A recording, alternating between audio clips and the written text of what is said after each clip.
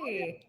Welcome to Tapped In with Tony. I am your host, Tony Bogan, and we have a special guest joining us tonight. She's a producer of live events for the Cleveland Cavaliers and a content creator. Aya Aziz joins us. Aya, welcome to the show. Thanks for having me. Hey, good evening. It's really good to see you again. Good to see you too. I remember having seen you at the All Star crossover event up in Cleveland. Back then, you Yeah. were working for that state up north, as some people would call it, but now you're in Ohio. I know it's been like almost like a blip of a moment, but so much time has passed since we last seen each other and so much has happened. So I'm really excited to just get a chance to catch up with you and get ourselves up in some Ohio sports because there's a lot happening here. Oh man, absolutely. And let's jump into that right now. Aya, All first right. tell us your background. Where are you from initially? Yeah, I'm happy to share that. There's so much to the where are you from question. So, I'll start with the really recent pieces. So, currently, I am in Cleveland. I am right downtown here, and I'm a live events producer for the Cleveland Cavaliers. And I do anything from game day to anything outside of game day for all the other events that we do have. And I found my footing here during the All Star season. When we had the All Star games here in 2022, I just came out as a fan and I knew I had some amazing connections just through my Marcus Graham Project family. And they do an amazing job. It's like a workshop, a sports marketing workshop that comes into different NBA teams and they give people of color, people of different diverse backgrounds, they give them opportunities through advertising and marketing in sports. And they connected me with some amazing people, and it's been a really exciting ride. But I found my way here through the Marcus Graham Project, previously through the Detroit Pistons. That's my hometown team. Michigan has been home for me for about 16 years, and that has been just so just so different and so similar in some ways to what we feel here in at the Cavs. And over there, I was kind of doing something similar to live events producing and everything from game day and everything you see on the board, from directing the games to really knowing how to lead an entire crew through a basketball game production. Um, and just a little before that, I was broadcasting on ESPN. So that's really what started my whole career in sports. I had no idea I had an itch to be in basketball, but I had an internship in college and I just needed something to graduate. And I found an internship that lets us broadcast all of our sports on ESPN3 and ESPN Plus. And I grew the courage to ask my team, hey, can I direct some of those games that our fans are watching?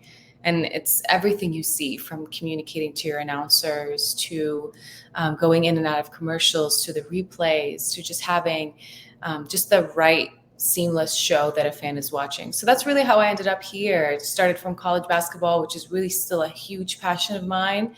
I don't know if you went to a MAC school, but the Mid American Conference is something that I get so excited for still. And we have the championship here at the Cavs each year that we host it in March. So for me, it really came full circle from going to college basketball to Pistons to now Cleveland Cavaliers. And that's my career background. My personal background is growing up in the Middle East. I always tell people I grew up around palm trees, not basketball hoops.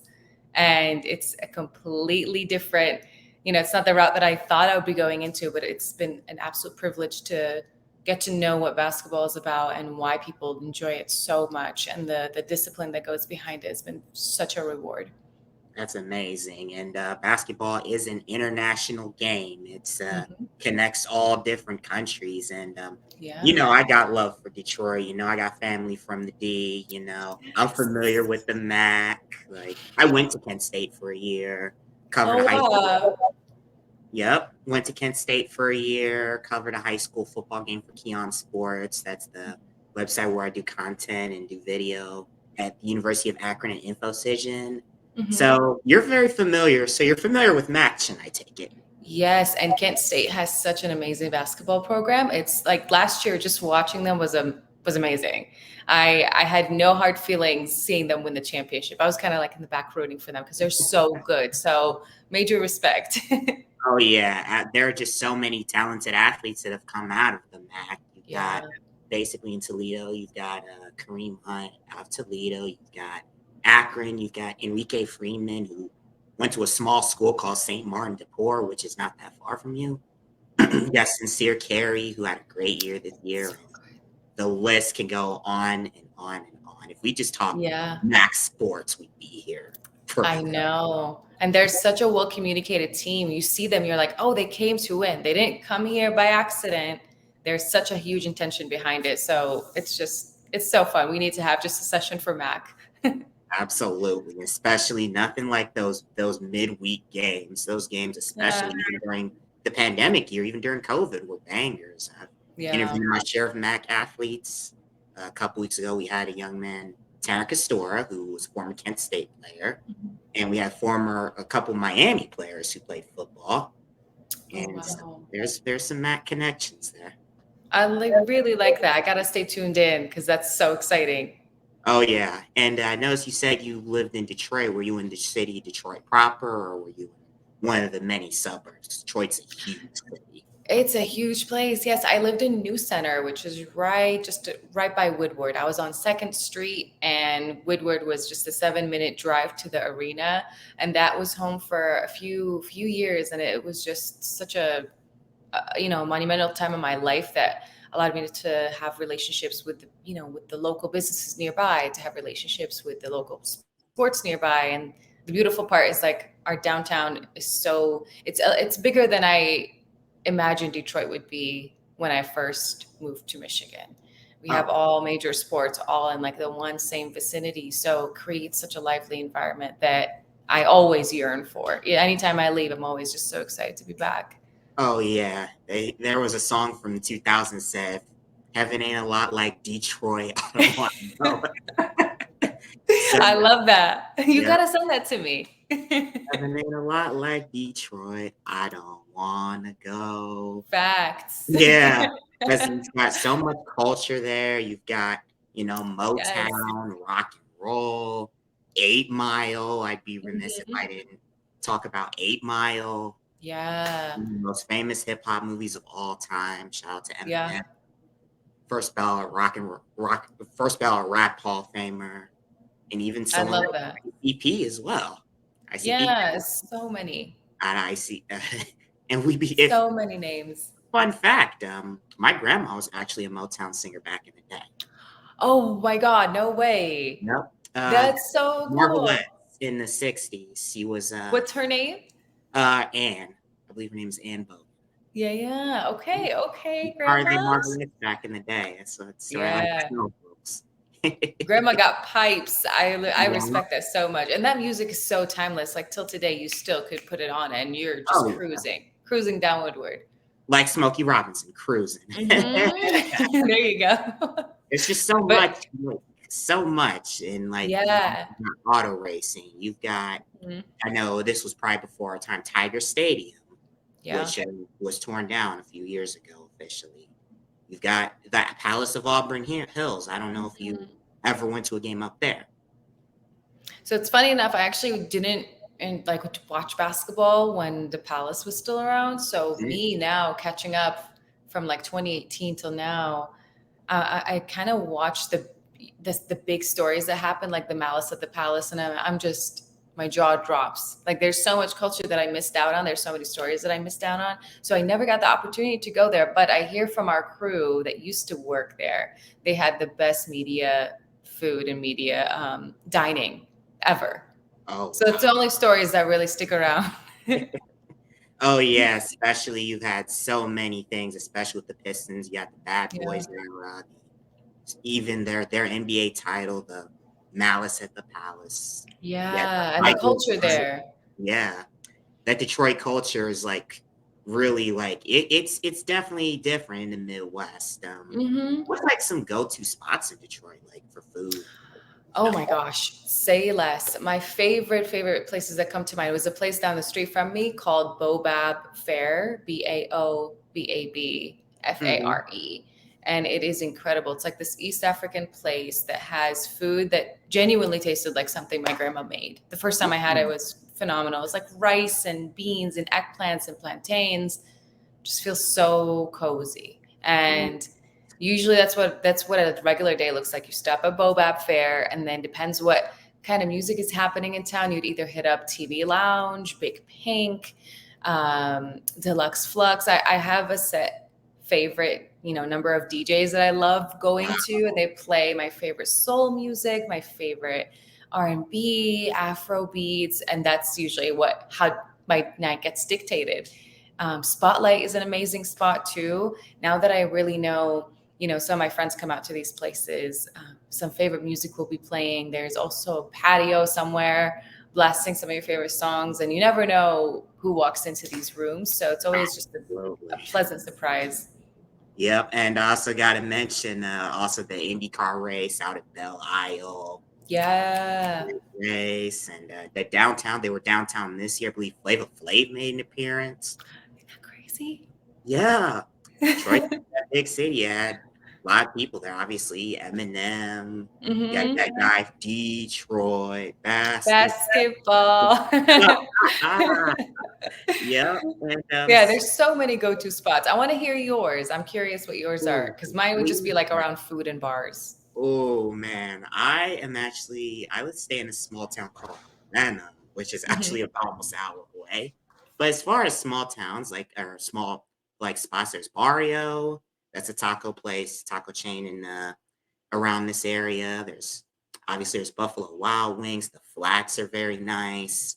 Especially like there are some spots like Edgewater where you can see the sunset, and there's the Love Cleveland it. Mines. Yeah, there are some spots in Cleveland. There are even Yeah. yeah, and like Angelo's in Lakewood, and especially another big thing in Ohio, high school football. I would put Oh, it I in knew. Texas as far as like football crazy states. I would say Ohio is short of Texas. Oh my God. I had no idea, to be honest with you. I had no idea, but it makes sense now that I know that like the Ohio State is just down the street type of deal. Ohio is a football like Cleveland is a brown city. Even when the Yeah. Cavs won it all in 16, when the then Indians made it to game 7, Cleveland is a football city. Oh, wow. That's insane. I love hearing that though. I'm just now getting like so immersed into football that I am going to make it an effort to watch more high school football here.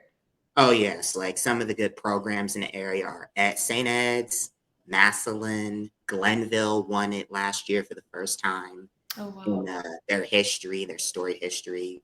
Got legendary coaches like Tom Lombardo, Ted Ginn, got Hoban up at Akron, Hmm. Archbishop Hoban, and even high school basketball. It's Yeah. also big up in this area with schools like Lutheran East, St. Vincent, St. Mary, Hoban Oh, and wow. Bethel, Ed, Manor. The Go list on. is like writes itself. Yep. And I with the content creation, I've been blessed to be able to go see and do video for a lot of these programs. And it's Oh, just wow. Tell me yeah. more about that actually. That's so Oh, exciting. absolutely. I've done video stuff for Keon Sports. Well, I've been with Keon Sports since 2019. My Mhm. boss Vince McKee, if you ever meet him, great guy by the way. All Guy right. who tells me one of his day ones. I got a shirt from a wrestling group called the Usos. It says down since day one. Mhm. So with that, I did some video. This is actually what I do on the side. I Mhm. work at a 9 to 5, but I'll cover high school football. Like I'll take a camera, I'll go to whatever game is there. I take highlights, post them on YouTube and Instagram. It's just, Mhm. yeah, I love doing it because I like I was telling gonna people stories say. on a Friday night and Saturday. Yeah, and it's so Football, fulfilling. basketball. I'll stay out. I'll go out in the cold weather, do baseball as I love well. it. Yes, yes. Yeah, that's such a nice privilege about being here in Ohio. Like, there's so many talented athletes in so many sports. So I'm not shocked hearing that. It's not far-fetched at all. And I love that it's able to like make you feel so fulfilled too, to have Oh, that creative itch. oh yeah. Oh, I've spent many a game that with the camcorder in like 3 hours it'll be cold, and I'm like, I'm not there. And I know of the two players, Spida and DG. They were at Ed's Yeah. this past season. Oh, no way. That's so amazing. Okay, Cleveland in the house. Oh yeah, and they were at a NEO Youth Elite Christmas Showcase in Garfield Heights. One of the top coaches in the area, Sonny Johnson, puts on a showcase every year. So Yeah. they talk about they do all like a lot of the top area teams. they were at the Richmond Heights and Cleveland Heights game, I believe. So that's another two good. There are a lot of good high school basketball programs. Wow. I Yeah. like that. Like just to have them be as involved too, to just get Yep. that momentum going. Like you're being seen by amazing athletes. So Yep. there's that motivating factor. And Cleveland Heights is actually coached by a former NBA and Cavalier player, and Oh wow. So what's his name? J.R. Bremer. Okay. So And they already have an upper hand. brushed by Chet Mason, the former Cavs player. Oh wow. That's Yeah. gotta be incredible. Like you're really being like molded by some incredible human beings. Oh yeah. And there's just a lot that some of those high school teams have played at Rocky Mortgage Fieldhouse, for instance. I was there for the Senate title game between Garrett Morgan and Cleveland John F. Kennedy. And then Glenville and Rhodes, they're all Senate leagues, CMSD schools. So they play, a lot of teams will play at Rocky Mortgage Fieldhouse before the Cavs games. And the Senate will play at Progressive Field. I actually got to do a little bit of video behind the dugout for the Senate title game between That's Rhodes and amazing. What did that feel like? Like it just really was being on the field? I've covered games at Progressive Field for high school sports. So it's not a new feeling, but it's like being a kid at a candy store. Yeah. It's amazing just being like, oh my God, this is what they did. It's like being able to sit where the cameramen sit on an NBA Yeah. sideline. And while I was there last season covering a game, there was one of the security guards told me that the tickets for like the sideline for the whole weekend were $20K. This was like while covering a high school game, like a couple weeks before the NBA All-Star festivities. That's so wild. Like, can you imagine Yeah, for like a high school game too? Like that speaks volumes. dude. Yes, absolutely. Yeah. It's just a blessing to be part of that, just to be part of doing that just for the community, doing that for the kids. They'll remember this for the rest of their lives. Yeah. That's true. It's so Even if true. they don't play in college or at the pro level, they'll remember it the rest of their lives. Yeah, those moments, especially when you're in high school, like that's your team that you've grown around. Oh, yeah. That's who you probably will continue being so tight with. So that doesn't leave you, whether you like it or not. Oh, absolutely. And when you worked for ESPN3 out of Eastern Michigan, were you on the call for any games? Oh, I wish. So I actually didn't know how to call games back then because I was so new to basketball, and Mm. I kind of got to learn as I was watching other people call. But now that I know, I've always had an acting background. I've always had like a stage presence background. So now that I really understand how that works, if they ever need anybody, I'm always telling them, "Hey, I'll switch seats. Someone come direct this game. I'll be out there." Ooh, that's amazing. I used to call games for Tri-C Community College Uh-huh. in Cleveland. And Yes. broadcast partner Jeff Sabo, we did games for for a couple of years when Tri-C had their program. Mhm. We called a soccer game, so one time and a volleyball game. How did the soccer game go? Actually, never known It was anybody who called a good. soccer game. It was in 2017. It was between a couple of it was Tri-C and Mercyhurst Community College, the college branch.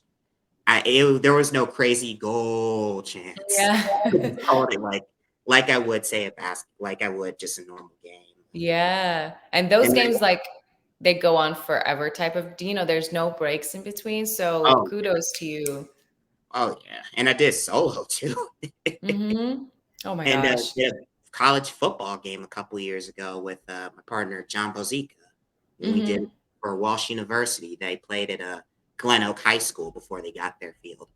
I love that. I love that. That's so much experience to have under your belt. And it's so diverse across the board. It's just as long as the common denominator is sports. Oh yeah, and it's great to see like a lot of the professional players, like we touched on with basketball. They'll do the same for football as well. Got a hmm lot of the football players and even a couple of the coaches. There's a Sean Watson did the 7-on-7 like tournament in Yeah. Hoban. There was like 16 teams there. I believe it was between Hoban and Glenville who were the final two. It was like, and this is 7-on-7. Like, hmm they don't do spring football up here in Ohio. They don't do spring That's football. different. Yeah. And there was a showcase. I had another guest a few episodes ago. The name of Matt Hankins. He's an organizer for the Northeast Ohio versus America football showcase. Yeah. They had their games in Canton, Massillon. Northeast Ohio did a complete clean sweep. I am not surprised. That's incredible. Oh yeah, The they've got queen sweep. a clean sweep. Yep, it was. Yeah. They weren't going against any slouches. They were going against some of the top teams in the nation. You had Frederick Jeez. Douglass of Kentucky, Center Grove, Indiana, Mhm. Valdosta, Georgia, the winningest high school football program in history, and Yeah. Dinwiddie, Virginia. Yeah. And then they just came in, they're like, well, we're the new kid in town. Oh yes. Just think how Ohio would be if Ohio had spring football. Yeah, I believe you 100%. Yeah. Especially having this much talent across, the entire state. It's just a matter of if, not when, I hope. Oh yeah, absolutely. And tell me about your work with the Pistons. How was it like working for the hometown team, being able to do games at Little Caesars Arena? It's incredible. I had so much fun. It's just like the best time ever, because it was probably my first NBA team. That's probably why that feeling is so prevalent. And, you know, meeting so many people that I looked up to, just having a first glimpse at what Detroit culture was like, coming in from college basketball and being so new to basketball to all of a sudden I'm on the court watching Isaiah Stewart, watching people like LeBron James come in, watching just so many like John Morant. I remember the first time I seen like my favorite teams on the floor, and it blew me away. And that's aside from the Detroit culture. We have this thing called swag cam where everybody in our courtside gets a moment to be highlighted. It's usually on like bigger games or like a weekend whenever, you have rappers, you have different people through the city, just coming with just the most stripped out outfit. So I think just across the board, from how we planned games to the execution to the Mhm. personality of our hosts to the culture courtside, um, there's just so many things to excite you. And I really loved how our facility, operated. We had our practice facility right inside of one of our offices where we work, and Wow. you get to, in between one of your meetings, you may be sitting right down there where they're having a practice. And that really excites our clients when they used to come in and we have them in one of our lofts. They could just peep over and take a look at, the people that they're working with and our team. So I think in that regard, it's just so many things that get you so excited to start every single day, to really ideate, what do I want my fans to look forward to? How can I tell the story better? So it's always just been a privilege. I bet honestly, you started with the Pistons before 2020, right? Yeah. Oh, actually, no, 2020, end of 2020. Oh wow. So you started Yeah. like right on the back end of the COVID-19 pandemic. Yeah. How did that affect? Because I know that the NBA shut down on March 11th, and Yeah. everything just went haywire. There was no Mhm. NCAA tournament for the first time in years. MLB Yeah. didn't start till July. Even NASCAR was brought to Mhm. a Yeah, it was really scary, to be honest with you. It almost felt like our jobs will be obsolete because you get to a point where you don't know where the end is, the end in sight, and everything felt like doomsday every day. But we had an incredible team that would just uplift everybody. And I remember it was so fascinating to hear about how the bubble was, because I came in towards the end where things were really changing, Mhm. and looking up. And you'd hear things about, installing fake sounds just to get people excited, to get players excited to feel like they're surrounded by fans, and to Yes. see every single chair covered up with big D up signs, like red Mhm. covers. That was so wild. But that was my first experience. So to go from that and to see what a regular normal season is like is so fun. Like to go from like maybe a few seats are sold to now like a full house sold out, and Oh, coming to the Cavs and seeing, my first season where a team is winning 51 games, and the loyalty that Ohio has to its teams is just so exciting. So absolutely. it's been just a wild ride. Every single day we come in and a game is either sold out or, you've got LeBron coming back to Cleveland for the first time where he's not injured and he's actually playing and it's not COVID, it's not in the bubble. He's really on the floor. Just the reaction is just such a thrill. Oh yeah, because even like during the start of it, like even Cavs were at 4% capacity max. I know like the Pistons didn't have fans till probably near the end of the year. The Cavs Yeah. had 4%, and then they built to 10%. It's Mm-hmm. just like I went to a Cavs game as a fan the week before things Oh, went no crazy. way. It was against the Celtics. This was before the Cavs. I believe Spider was on the team. I know What year? no, Spider was. It was 2020. It was DG. I think that was on the team, Yep, DG, yeah. but not Spider. Spider didn't come around till later. Yeah, he joined us last August, so fairly new. But yeah, that must have been to see the before and after and the during. Crazy. Oh yeah, and talk to me about the crossover event. How the crossover event the past year. What were your biggest takeaways from that? Because it Oh, was. tell me more. Oh man, it was. Oh man, it was a hell of an event. I'm gonna put it mildly. It was a hell of an Mhm. event. I believe I had one of my buddies actually offer me a ticket to the game. It was Wow. pretty highly priced and out of my price range. Mhm. Otherwise, I would have gone, but I said I'm gonna go to the crossover. I Yeah. missed the All Star festivities in Cleveland for baseball. Huge baseball fan. Football, I was just tired. I think I just Mhm. got my license that day, so I was just like exhausted, wiped out. Or as I Yeah. probably would have went up there. And I say, you know what? I'm not missing a third one. I'm Yeah. not. I'm going up there, and so I went up there, went to the event, saw guys like Mark Munch Bishop and Austin Mhm. Carr. They were doing a radio show. I got a picture with those guys. Oh, Then that's amazing. Bill Walton, Mr. Conference of Champions, Pac Yeah. 12 broadcaster, just a big, gentle giant. Yeah, I agree with you. Maria Taylor, prior to them like breaking off, they were doing a little bit of a show there. Jack Harlow had a concert. I didn't get Mhm. to go to that concert, unfortunately, but No, and I think it was yeah, nearby too, but I it remember was like in it like was another nearby, but room or what's something. that? It was in another room or something.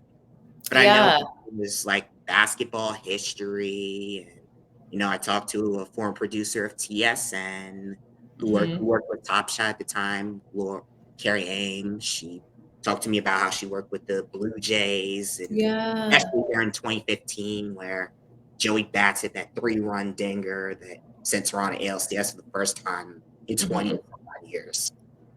So it's just like an all around amazing event, honestly, just to be able to like meet so many creatives and so many people who are in the industry and they're all at they're at your tip of your fingers.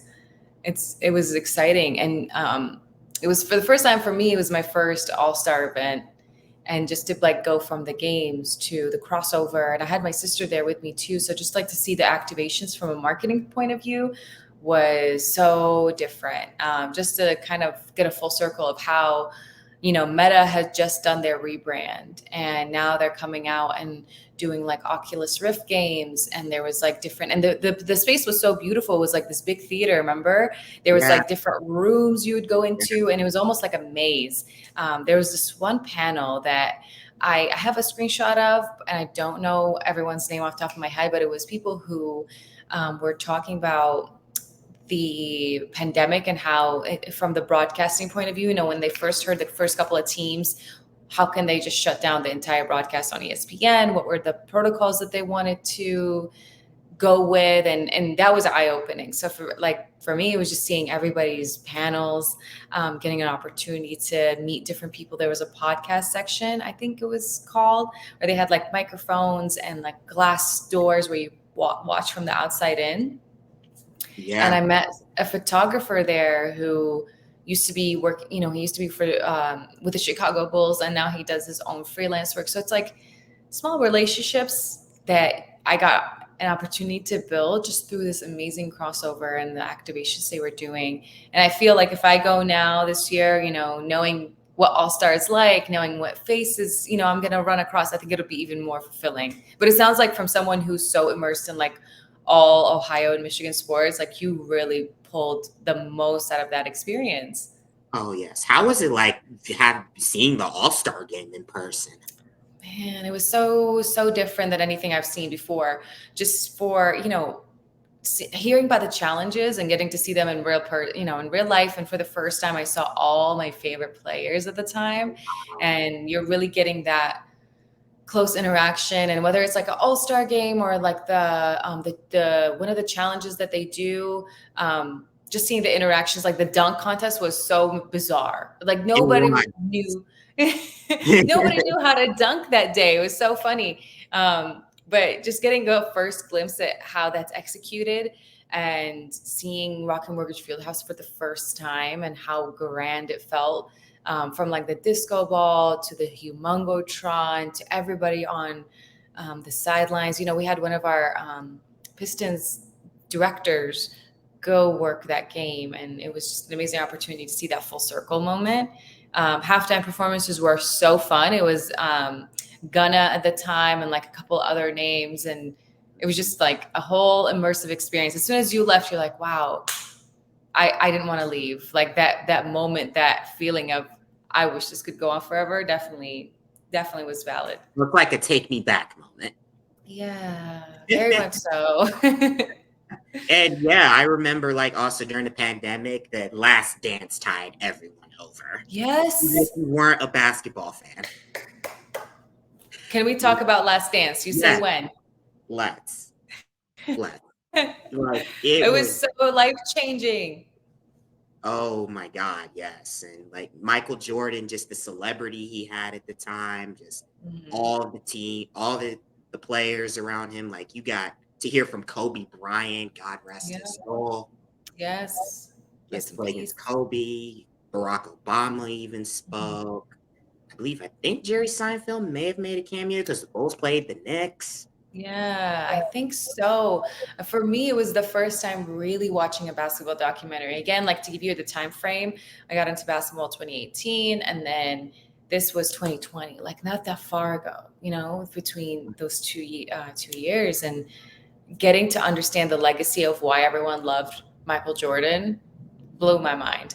Getting to like hear about the beef and how Scottie Pippen looks up to him and how he sometimes doesn't feel that way about him was eye opening. And I think that was the first moment that I really started to dig deeper, and I started to just watch so many more documentaries. I started to dig, to understand what the Mamba mentality was and why people, um, why they had so much respect for Kobe, why there was such a disciplined chase to get every bucket, what kept you going when you are so fatigued. So I took that and I Yeah. carried it with me throughout everything I was doing later on from that point onward.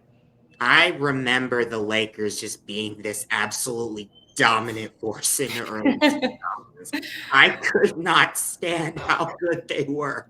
I You love had Ron it. Kobe, you had Ron Jack, who was a rapper.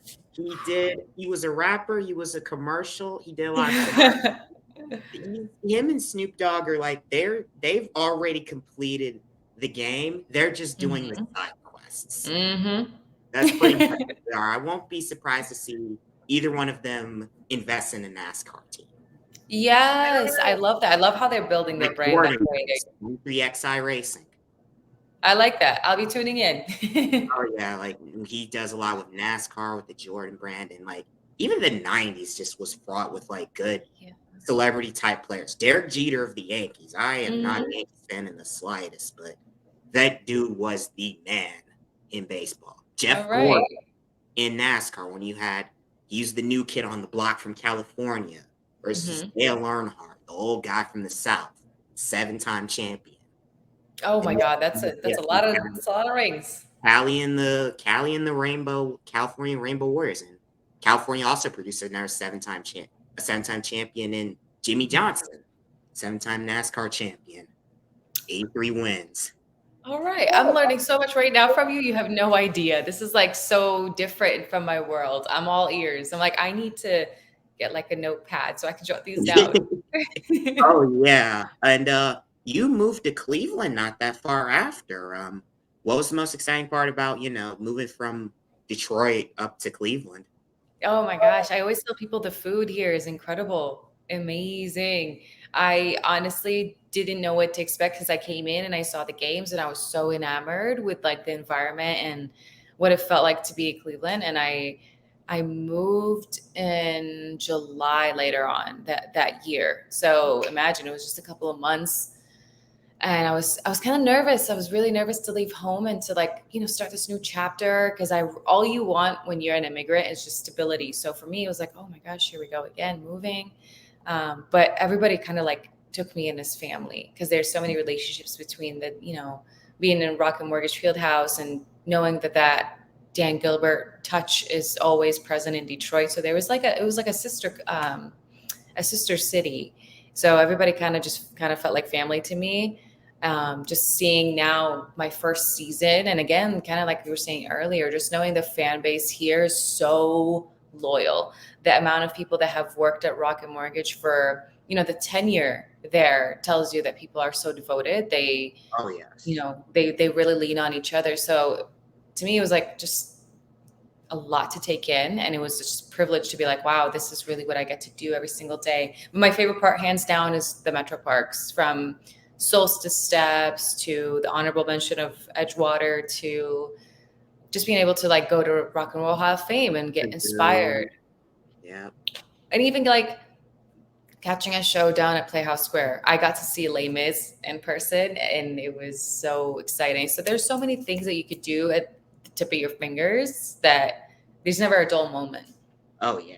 Oh, absolutely. And especially when you go out of the city to Amish country, especially in the fall. Yeah. I'm a sucker for good foliage. I'm not gonna lie. I'm a sucker for some good foliage, I love especially it. got Wait, apple so you said cider. Amish? Amish country, like All out in right. Newfield and out in Burton, Geauga County. Those Mm-hmm. are good spots, especially for like, Amish country out there. I That's love all. that. So I'm actually gonna Google that and try to make my way because this sounds amazing. Oh, absolutely. And even with the busy schedule, like, oh, and Shard and King Cone. I'd be remiss if I didn't mention Shard and King Cone, Hmm. one of the best ice cream places in Ohio. And one of the owners is actually a coach at the local high school. Okay, this is crazy. How have I not come across this? So Chardon, Ohio, Kincone. I Shard and got you. King Cone. Yep. I already King found it. Cone. Yep. And he is also a state championship football coach himself. 2020, 21. Chardon won in football. 22, they won in baseball. It's amazing. Like just to see that he's like, oh, I'm gonna also serve the city, but I'm also winning. Oh, yeah, and Double also wins. the money goes to the community as well, as Sharon's got a really Oh. amazing community. Yeah, this is so new to me. I feel like my quarters have always been like Cleveland, and now I'm widening my horizon. And I see that, that when you talk about community and always giving back and always like having those tight relationships and taking your endeavor and giving it back to the city, that translates so well. I see that it's become a pattern here. Yep, and it looks like the Guardians are probably not going to be in the playoffs this year Oh because no. four run, we just had a 4-run eighth inning.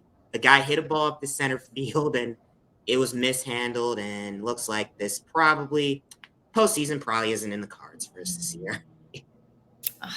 But it is what it is. Bummer. It is what it is. But I will say this: Cleveland fans are a very loyal bunch. They've Mhm. experienced the good and the bad. I worked at the Cleveland Brown Stadium when they were 0-16, Yeah. and the Cavaliers had their lean times when LeBron left. The Mhm. Guardians, then Indians, have had several hard loss seasons. They played at Municipal Stadium, which is where the Brown Stadium is now. Mhm. So they've had a history of just failure from the late 50s all the way to 1993. It's tough. Yeah, but Cleveland fans are a loyal bunch. And yep, well, Cleveland, like I said, Cleveland fans are a loyal bunch. Like, I Yeah. was talking to my dad about this way back in 17. Like, how do you support the Browns? How do you not, go for another team? He said, and this is something that stuck with me since, it's like raising a kid. They'll disappoint you, they'll make you upset, but you still love Yes, I them. love that. Like the loyalty never knows any bounds. And you know that someone has to win. We just not might be us, but that time is never going to be too far-fetched, just given the history, given the people will always show up for you regardless of your record. Like, they will always show up for you. Yep, and like I said in 16, even when the Browns weren't good, and even when the Indians were on a 22-game win streak, Cleveland fans showed up in droves. I love That that. shows you how real of a football That's town true. it is. I love it. I saw my first Browns game this past season too, and that was so fun. Like, very different than Lions. Although Lions had a great season and they're on the come up, Browns was just like on a different level. Different Oh, level. yeah, and the Lions themselves are I agree, because I got love for the Lions. I'm a Saints fan. I got love for the Yeah. Lions. Let's I got love for the go. Tigers. So, a little bit as well. I got love for the Tigers. And I got love for Michigan State, and I do respect Michigan. I will say that. Just, Ohio State fans coming after me. I know. And like, Ohio State record is just menacingly good. So every time that comes up, I'm like, oh, okay, I'm gonna back up.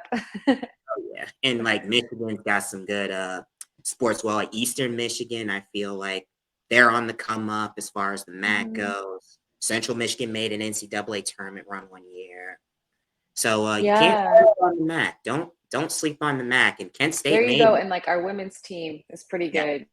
Our women's Oh, basketball team. oh yeah, Kent State nearly made to the Final Four in 2002. That Antonio Gay. Oh, Yes. oh wow, Kent that's State, I believe, was a amazing. 10 seed. They almost made it to the Final Four in 2002. Yeah. Lost to the, I believe, the eventual national champions or the runner-ups. That's So, insane. Like, going that far, that's talent right there. what other projects do you do, like outside of helping to produce live events for the Cavaliers? What other projects do you do? Yeah, I do a lot of like content creation on the side too. If that's what you're kind of asking, I want to make sure Yes. I still keep it relevant. Yeah, I do a lot of content creation on the side, especially things that really speak to my soul, like things that are creatively fulfilling. I work with a lot of different freelance clients to do their photo and video. So there is a brand I used to work with that was based in Dubai that sells like gourmet and luxury date fruits, and it's like a very like high, like it's like a really important, delicate kind of um gesture in our culture. Like, dates are such a big part of our culture, and so when they approached me, I started creating content for them. But through that, I started building relationships with other clients in town. So there's a tea brand that's really well known in the Middle East that I shoot content for. And we think about seasonal projects from summer to fall to winter. And then this past couple of months, I got the opportunity to go out to Summer League and the women's WNBA All-Star weekend. And there's a couple of relationships I built while I was at the Cleveland All-Star here. And I had reached out to them, hey, I'll be in town, I've got my equipment. And I think that's the most important takeaway of what I'm sharing is, closed mouths don't get fed. Always reach out to the people you know. And I keep an Excel sheet in my documents, like, hey, this is your network. Always check in with these people and reach out. So I reached out to a couple friends of mine, and just as my luck would have it, they needed people to shoot a lot of content for some of our WNBA players. So, for example, Quigley was one, Ryan Howard. I got to work with Jasmine Thomas, and I'm forgetting there's a fourth player that we got to shoot as well. And just like being in their essence, being able to produce content for people that I've really looked up to and being trusted with that was an absolute gift. So if I'm not creating content for a freelance brand, I'm always trying to find a way to be at either Summer League and create content for that and share on my own socials, which don't look right now. I have not shared that just yet. I'm really trying to let August go past me so I can catch my breath and start creating and sharing the footage, but it's always on my portfolio. It's an important piece of my work is to keep my website up to date, to share any photos I took wherever I went. So that's really what fuels my soul, is just being able to shoot photo and video for different NBA teams, whether men's or women's, and being able to work with different brands across the board. Recently, I did a project I don't know if you're familiar with UGC, but user generated content has been something that TikTok is kind of raising up and bringing more awareness to. Mm-hmm. and I got approached by a brand based in Dubai that's similar to Klarna, and they needed someone who speaks both languages and to create content for them. So there's always different opportunities that come across my radar, and I'm very very lucky to like leverage my passion for fashion and beauty to my passion to basketball and really see how I can find a happy medium between both. Oh yeah, that's amazing. Because even when content creation is big nowadays, I've met several Yeah. content creators, even with through high school sports coverage. Hmm. Good friends, Lamar Sykes, he does stuff for Sky High Sports. He does photo. They do Yeah. video stuff. I've met a young man by the name of Chris the Creator. He was at a Mhm. Cavs game because there was a young man who had a. This was in episode 9 of Tapped In with Tony, where he talks about the story about a young man and his friend that went to the Cavs Bulls game this past year. Yeah. Yeah, so content creation is just it's awesome. It opens your mind up to like another world. And I even shot some Yeah. basketball runs, some adult basketball runs during the summer. Just kept myself busy. I like that. Yeah, and I think seeing everyone else's work and knowing that everybody else can have their own perspective on how they create the same sport, but they have their own lenses, they have their own editing style. It's always something to be really inspired by, and like to hive mind of creators where you can check in with someone. Hey, what are you working on? Let me show you how you like this edit. So it's always just nice to have so many people get involved in the same projects too, and to really build that network of people. Oh yeah, and oh before we end, there's one basketball content creator who's actually the godfather of the content scene, Steve Yeah. Moon, aka Third Coast Hoops. I want to give him a shout out. Ooh. He does a lot of, especially if you check out his mixtapes for high school Hmm. basketball. He does one hell of a job. He was the one who started this content creation wave, and a lot of Wow. us just followed suit. I love that. So major respect, like for the founding father for the blueprint. Yes, absolutely. I love Right? that. What's his name again? One more time. Steve Newton, aka Third Coast Hoops. All right, Third Coast Soup. I'm adding it to the list. Telling you. Yep. And we're running down near the end of the episode. So, Aya, if you have any message you want to share with those out there, feel free to share it. I love that. Yes, I. It's been such a pleasure to be able to speak with you, Tony. And I think the most important part is knowing, as someone who comes from such a diverse background of just living in different countries and finally finding the one thing that really speaks to your soul, I highly, highly suggest someone, whether it's in your own life or someone in your own circle, really, really try to give them that advice or to really give it to yourself. Find that one thing that really speaks to you and pursue it relentlessly. And always just try to remember there's always going to be a yes, even if you get a no right away. There's always going to be the right yes waiting for you. And putting in all those hours when you know everybody else is having fun, really putting in that work is absolutely crucial. And to always say something and speak up. And I think, kind of going back to our point, closed mouths don't get fed. Really know how to speak about your passions, really find that eloquent way of telling someone, I'm really ready for this job. It's just a matter of how can I add value to you. So I think value is the most important thing, especially in our sports industry. How can I add value to you? How can I tell the story of the athlete that put in all those hours and to tell it in a very eloquent and selfless way? So I really hope that inspires someone out there. That is a great message. I thank you again for coming on the show, and you can check out Tapped In with Tony on Spotify and wherever you get your podcasts, and also on YouTube on Tapped In with Tony. Thank you guys for listening, and we'll catch you next time.